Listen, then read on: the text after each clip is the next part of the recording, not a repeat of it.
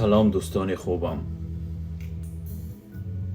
در زندگی حداقل یک نفر دوستی قدیمی واقعی داشته باشد که خاطره های با هم بوده را با حرف های کلان ثبت کرده نگه می دارد. چون گرسنه ماندن ها و درد و رنج کشیدن ها، گریه کردن ها، زمین زدن ها، عاشق شدن ها، با هم گم شدن ها، از درس گریزی ها، شوخی و بازی کردن ها، غم و کلفت، درد و رنج، آرزو و هوس، جنگ و جدال کردن ها، قهر شدن ها،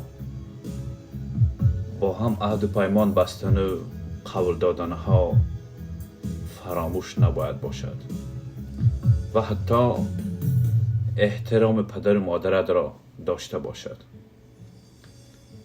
در وقت مسافرت بودن به عیادت پدر و مادرت برود، احوال پرسی بکند، از کلبه والدینت برایت زنگ بزند و خوشحال بودنت را ببیند. این گونه دوست را دوست خوب و واقعی معنی داد کردن ممکن است.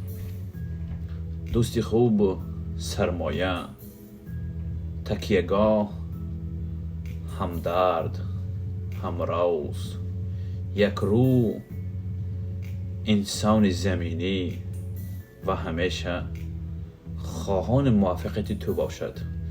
در غایب، غیبت، گپچینی، فریب و نیرنگ، خبررسانی، دروغ بافتن، دشمنی، حسادت، بخل، کینه زیب دوست واقعی نیست. اگر این عملها را روا دید، او شیطان است. در کلام خداوند آمده است ما باید یکدیگر را دوست بداریم، زیرا دوستی و محبت از جانب خداست. شاعر بزرگوار و سعدی شیرازی معتقد است یافتن دوست خوب بسیار سخت است. وقتی یافتیمش در حفظ آن باشیم و آزارش ندهیم. در میان انسان ها کسان دوستان واقعی هستند که برای ما عیب هایمان را بگویند. در روز سختی ها احساس تلخی و شیرین زندگی با ما باشند. گمان میکنم مانع دوست واقعی حسودی و بخل، کینه و عداوت، دیده نتوانستن موافقت دوست را به سوی عملهای شیطانی میکشد.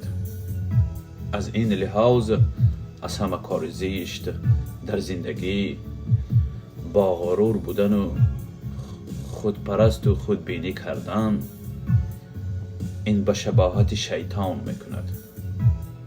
کینه و عداوت، بخل و حسادت مال شیطان است.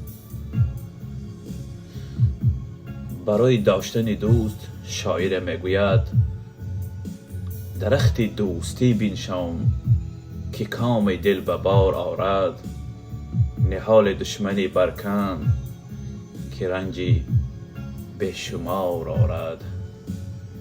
آره، میخواهم همیشه در دنیا دوست خوب و واقعی زیاد باشد.